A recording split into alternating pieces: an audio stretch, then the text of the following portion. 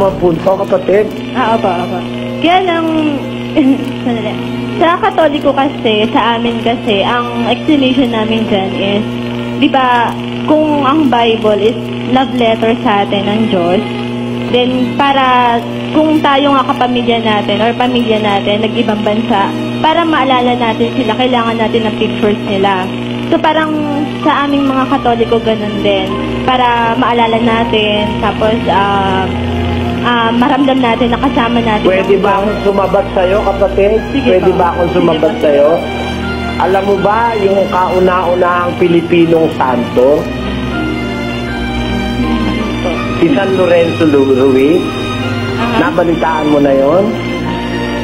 The first Filipino saint na idiniklara ng Papa sa Roma,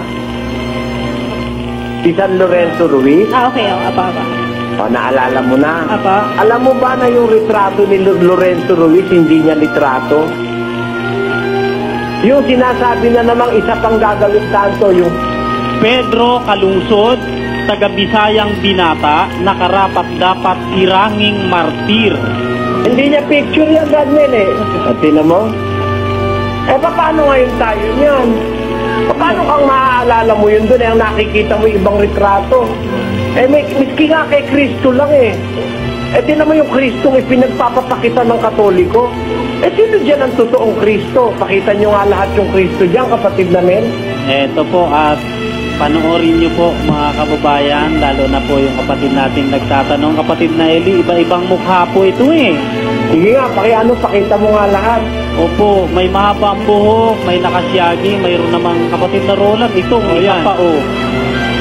Yung parang buko raw na nilagyan ng balbas ng isa. Iba-iba ito eh. May makapal-kapal ang ilong, may napakanipis ng ilong. Ito naman eh, parang lahat haba buhok. Parang babae ang Brethren. Oo. Ito parang manlalakbay kung saan ito. Oo, sa disyerto. Nako, ito iba naman ito. Hindi mawari, parang binugbog na ito iba rin. Yan. Hapis yan, hapis. Sige nga, tuloy natin mga kasama, tuloy-tuloy natin. Ayun, magkakaiba po talaga ang mukha, ang pagkakadrawing, kapatid na Eli. Walang magkapareho man lang kahit isa. Yung retrato ng Pedro Calungsod na yan, kinuha sa isang estudyante ng UE. Mga larawan ni Pedro Calungsod, hindi namin inisip na lumikha ng isang larawang kamukhang kamukha ng batang martir. Walang may alam kung ano talaga ang kanyang itsura. Sa halip, tinanong namin ang aming sarili, ano kayang itsura ni Pedro Calungsod? Kung masasalubong namin siya bilang isa sa mga kabataan ngayon, isang may 17 o 18 taong gulang mula sa Kabisayaan na maaaring tawagin ng Panginoon na sumaksi sa kanyang pananampalatayang Kristiyano.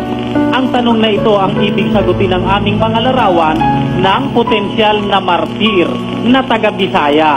Si Ronald Tubid ng Oton, Iloilo at nag-aaral sa University of the East ang tumayong modelo para sa mga larawang ito na nasa pahina 11-21 nakuha ni Alan Benson sa Loyola House of Studies, Ateneo de Manila University. Ayan po, kapatid na Eli. Yan ba ngayon ang sasambahin mo, kapatid? Yan ba nga alalahanin mo? Isang estudyante ng... hindi naman pala yun talaga siya yun. Miski nga yung Kristo, hindi naman siya yun eh. Kada ka nakakita ng Kristo mukhang buko na nilagyan ng buhok, nilagyan ng balbas. Inililigaw lang kayo kapatid. Unang-una, sabi ng Diyos, sasambahin natin siya, hindi sa larawan. Pakinggan mo sa 4:23-24 ng Juan. Datapwat dumarating ang oras at ngayon nga, nasasambahin ng mga tunay na mananamba ang Ama sa Espiritu at katotohanan, sapagkat hinahanap ng Ama ang mga gayon na maging mananamba sa Kanya. Ang Diyos ay Espiritu, at ang mga sa Kanya'y nagsisamba ay kinakailangang magsisamba sa Espiritu at sa katotohanan. Tinan mo, dapat pala sambahin ng Ama, hindi sa larawan. Dapat siya sambahin sa espiritu at sa katotohanan.